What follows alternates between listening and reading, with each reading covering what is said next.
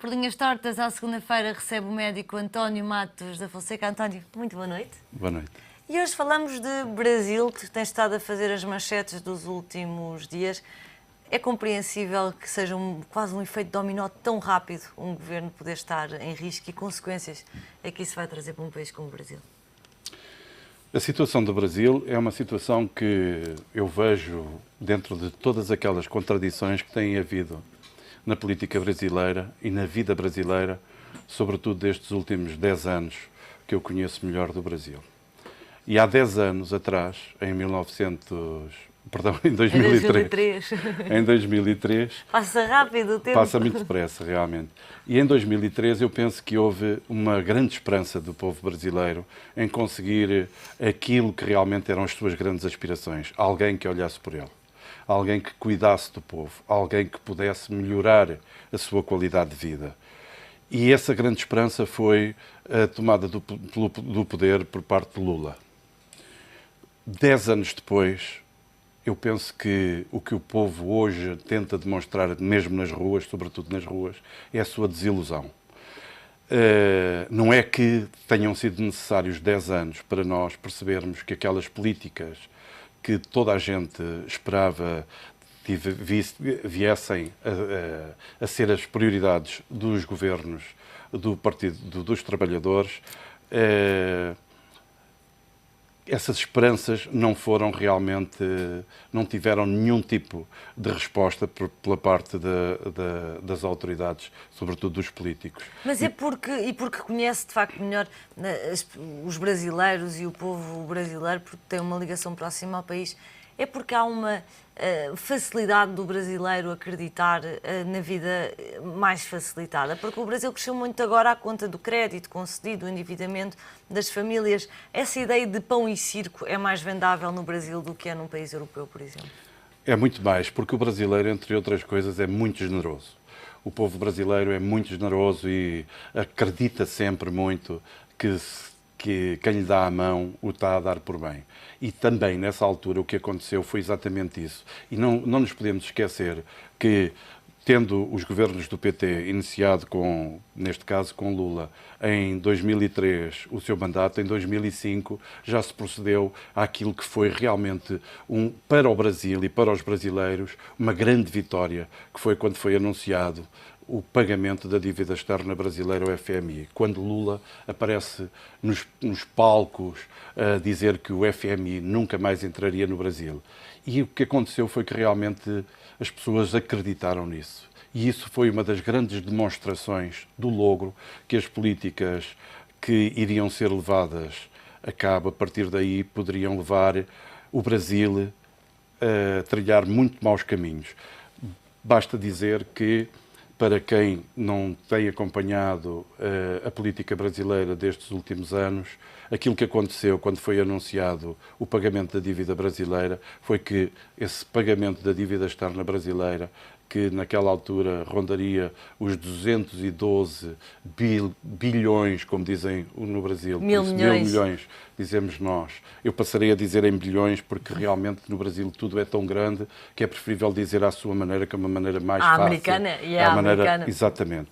E então aquela dívida de 212 bilhões de dólares que existia, no fundo foi transformada numa dívida interna astronómica que ultrapassava o trilhão de reais. Isto é, o que aconteceu, na verdade, foi que... internalizaram a coisa. O problema é que aquela dívida do FMI era uma dívida que custava ao Brasil 4% e que depois foi vendida a 19%, o que endividou de uma forma brutal o Brasil. E também as pessoas não se podem esquecer que Lula, quando terminou o seu mandato, o Brasil já tinha novamente uma dívida externa, nesta altura da ordem dos 214 bilhões de dólares. O que quer dizer que realmente houve uma grande maquiagem na política brasileira, no sentido de demonstrar, ou de tentar demonstrar às pessoas que o Brasil era um país que estava rico, praticamente. E quando, agora, na verdade, o Brasil estava endividado. muito endividado.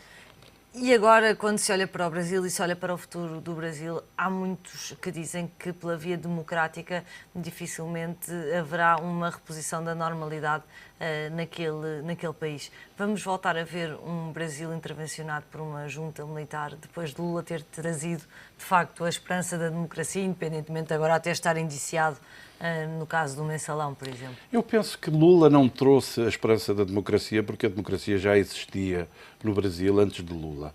Na verdade, o que Lula trouxe foi a esperança de uma vida mais digna para as pessoas, de uma igualdade maior entre as pessoas. E isso, na verdade, nunca aconteceu. Agora, já num dos programas anteriores, eu disse algo que muitas vezes as pessoas não acreditam ou que não creem, que é o facto do povo preferir, sem dúvida, uma certa tranquilidade, a paz, do que propriamente, e pondo muitas vezes em causa a liberdade. Isto é, muitas vezes, quando existem grandes revoluções, sobretudo na rua, as pessoas preferem um regime totalitário e quase sempre tem sido isso que tem dado origem aos regimes totalitários e preferem então a paz do que a própria liberdade. Mas isso não é o que vai acontecer no Brasil. Quando vem a promessa de alguma riqueza ou de alguma segurança. Sim, mas isso não é o que vai acontecer no Brasil. O que acontece no Brasil é que, na verdade, este movimento que existe, que é o movimento Passe Livre, que no fundo começou toda esta movimentação, não é novo.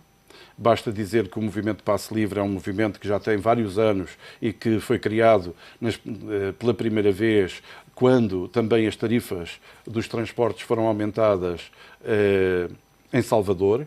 E daí veio derivando, e todos os anos praticamente, e quase sempre que existe um aumento das tarifas dos transportes no Brasil, existe sempre algum tipo de manifestação, muitas vezes até também com tumultos. E isso não tem sido nunca noticiado. Porquê? Porque nunca atingiu aquela proporção que hoje atinge. E não era por causa dos transportes, porque até já houve cedências nesse campo. Mas é preciso ter em conta que o facto destas coisas surgirem por causa dos transportes revela que para muita gente a questão dos transportes é essencial. Porque a maior parte daquele povo brasileiro que trabalha nas grandes cidades e que se tem que deslocar para o seu emprego nos transportes públicos, aquilo que ganha realmente dificilmente faz face para tentar ter uma vida mais ou menos digna àquilo que são aumentos que para nós podem não ser significativos de 20 ou de 30 centavos. E também pode ser a questão do pavio curto, o descontentamento ser tanto que uma gota de água faz transbordar o copo.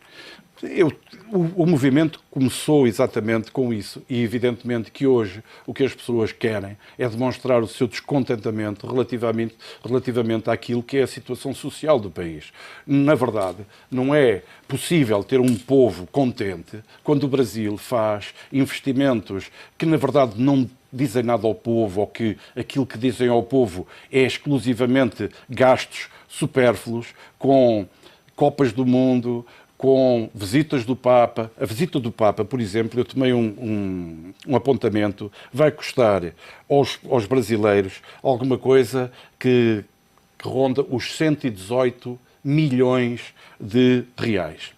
Eu estou convencido que se o Papa souber que a sua ida ao Brasil é uma visita que vai custar tanto, não é, ao Estado brasileiro, com certeza que não aceitará ir.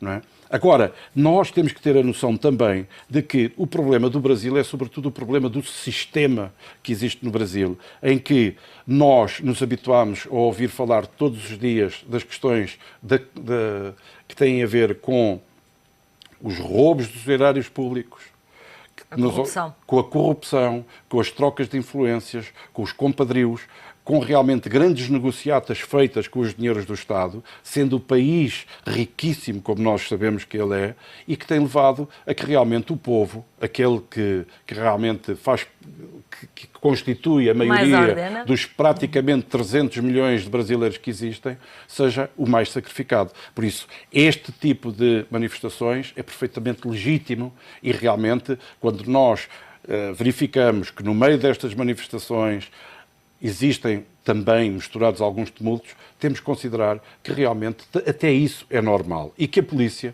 muitas vezes com a sua prepotência, mas nem sempre com a sua prepotência, tem o dever, sobretudo, de manter a ordem durante estas manifestações e resguardar aquilo que é o erário público, sobretudo os grandes edifícios que podem vir a ser saqueados, porque sabemos que existem sempre grupos mal intencionados que se aproveitam em todos os lados para saquear, por exemplo. António, deixa-me fazer uma pergunta agora sobre Portugal. Esta semana Lisboa tem a honra de receber 3 prémios Nobel da Medicina e da Fisiologia, parte deles. Discute-se sobretudo o financiamento à ciência. Numa altura de crise, numa altura de pouco dinheiro, aquilo que se vai conseguir em investigação e desenvolvimento será sempre aquém desta vaga de descobertas que marcou este século?